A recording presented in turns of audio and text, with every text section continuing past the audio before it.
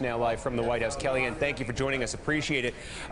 We set this up a little bit at the top. Let me just hit the reset button for our viewers before I ask you the first question here. It's the subject of Michael Flynn, the National Security Advisor, reports that he may have discussed those sanctions that the Obama administration placed on Russia with the Russian ambassador before Donald Trump became president.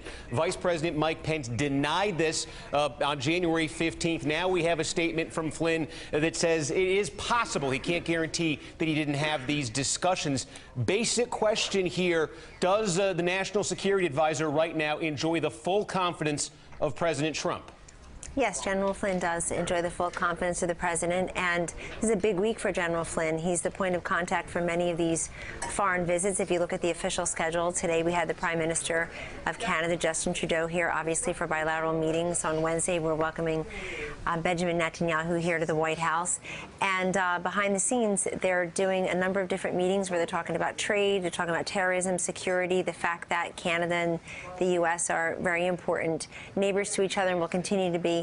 And obviously, the National Security Advisor is a very important point person in those discussions. General Flynn has said he can't recall, and that he had about 30 phone calls with, I guess, leaders at the time, and since then 70, I'm told, with different leaders, and I'll just leave his comments at that. But by saying that he enjoys the full confidence of the president, these two questions that are out there: one, whether he had a conversation before Donald Trump became president that involved the sanctions, and two, whether he misled or provided false information to the vice president, to Mike Pence, who then went out there and said, hey, this conversation, this type of conversation never took place. By saying he enjoys the full confidence of the president, are you saying you're satisfied that he did not have those conversations, that he did not mislead the vice president? No, those are two different questions. You asked me, and I'll repeat the answer, does he have the full confidence in the president? Yes, he does. Then you're asking me, what did he talk about with people when I wasn't on the phone? So the only way for me to answer that is to tell you what he has said, which is that he can't recall. And what he informed the vice president at the time through a conversation was that he had not. The vice president went out on TV, as you know, in January, and repeated that based on the conversation he had with General Flynn. I do find it curious that, with General Flynn as our National Security Advisor and with the full confidence of the president right now, Steve, that we're not talking about all the things that got done over the weekend and today. We have the Prime Minister of Canada here. We had the Prime Minister of Japan over the weekend for a very extended visit here in Washington, D.C. at the White House and down at the Winter White House in Palm Beach. We have phone calls between the president and the leader, the president of the United States and the presidents of South Africa, of Tunisia, of Colombia, of Peru, of Nigeria. It's a lot of significant things happening with our Commander-in-Chief and our President of the United States and leaders around the globe, and obviously General Flynn is a part of all of those. But when you say you're repeating what he has said, and what he has said, the latest statement, and we can put this up on the screen, this is the revised statement from Michael Flynn. This came out on Friday. He said that he doesn't recall, as you're saying, doesn't recall discussing sanctions with the Russian ambassador, but, quote, couldn't be 100% certain that he didn't. Are you saying that is good enough for President Trump to consider the matter settled? Because, again, you had the vice president go out there and say on national television in no uncertain terms that the two of those, the ambassador and Flynn, had not discussed the sanctions. I think General Flynn's statement speaks for itself. Has he discussed this with the president? I can't reveal what he has discussed with the president. But have they had a discussion since these revelations came out about this? They discuss many things. So the president and his National Security Advisor, they routinely discuss any number of issues and concerns. Has he had a discussion with the vice president about this? They talked twice on Friday. It's been reported. It's been made public once in person. I happened to be around that, and then once by phone later in the day. And is the vice president satisfied? Does he believe this was an innocent mistake on his part? How would you characterize the vice president's reaction? The vice president's reaction, anything that's been made public, you can see for yourself. Other than that, I will not reveal what the vice president thinks or feels about anything, any more than I would reveal what Steve Kornacki thinks or feels about anything. So do you consider it, if it is true that he had discussions, and again, the concern here in terms of federal law, the concern here is the idea of a private citizen engaging in diplomatic conversations. This is, again, before Donald Trump became president. If there were discussions involving the sanctions before Donald Trump became president, would you consider that, if that was revealed, would you consider that a fireable offense? You're asking me to answer hypotheticals, and you're not looking at the other side, which is, what if it's not true? I haven't heard that question at all. I only hear it in the negative context. And I think we'd have to know the full, you're just asking me based on hypothetical set of non-facts. I'd have to know what the full example is, what the facts are, to be able to answer the question. And so far, I think the best evidence you have is what General Flynn has said as recently as Friday, and to look at what General Flynn has been doing with the President of the United States and the Vice President since. He's been fully involved in all these meetings. He spent the whole weekend working down in Florida, obviously involved with at the level of the president meeting with the Prime Minister Abe, and the wives meeting, and of course the National Security Advisors meeting, and the senior staffer and their counterparts from Japan meeting. And then again, he's been there, he's been present for these calls with the presidents of, I'll repeat them again because they don't get a lot of coverage, South Africa, Colombia, Tunisia, Peru, Nigeria. Just in the last couple of days, we have Prime Minister Trudeau here today. The National Security Advisor is very involved in all of that. In the bilateral meetings, we'll have Benjamin Netanyahu here on Wednesday. National Security Advisor very involved. And so I know we want to talk about this one aspect, and you're asking me to answer questions about what other people thought or did or said or believe and their confidence levels. And I can only tell you what I know and what I'm allowed to reveal, and I can only tell you what they've said in terms of characterizing somebody else's feelings. Well, in terms of what they said then, did Flynn apologize to the Vice President? I won't reveal that. And that's a conversation between the Vice President and the National Security Advisor. I know that they talked twice on Friday. They obviously were together today. I walked into the joint press conference with them, talked to them in the holding room before we were in there. But not about this, about any number of other issues that are facing this country and that they've been working on very diligently throughout the weekend through today. The reason this has been reported, the reason this information is out there, is that apparently the intelligence community intercepted these phone calls between Flynn and the Russian ambassador, and the reporting suggests there are transcripts that are available. In the interest of clearing up all of the public questions and all the questions I'm asking you right now, do you think those transcripts should be released? I'm not sure that there are transcripts. I think you just used the word reportedly and allegedly. If the transcripts exist, do you think they should be released?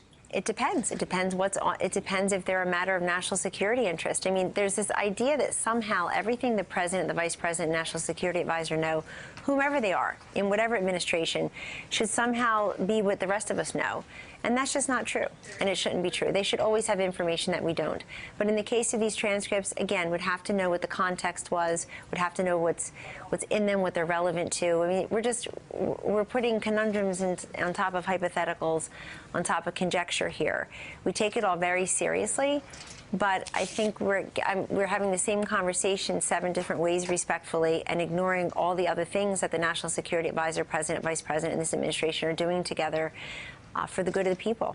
I want to ask you, too, about what one of your counterparts in the administration, Stephen Miller, another top advisor to the president. He made some news yesterday on the Face the Nation, one of the Sunday shows, and he was talking about the president's immigration executive order, about the court ruling, the refusal of the court to lift the temporary stay in place on the enforcement of that order. And Stephen Miller said, I think we could put this up on the screen, the end result of this is that our opponents, the media, and the whole world will soon see, as we begin to take further actions, that the powers of the president to protect our country are very substantial and will not be questioned. That phrase right there, will not be questioned, has received a lot of attention since he made that on Sunday. It's raised the question, and I'll give you a chance to answer it here. Does the White House, does this administration respect the power of the courts to review presidential decisions?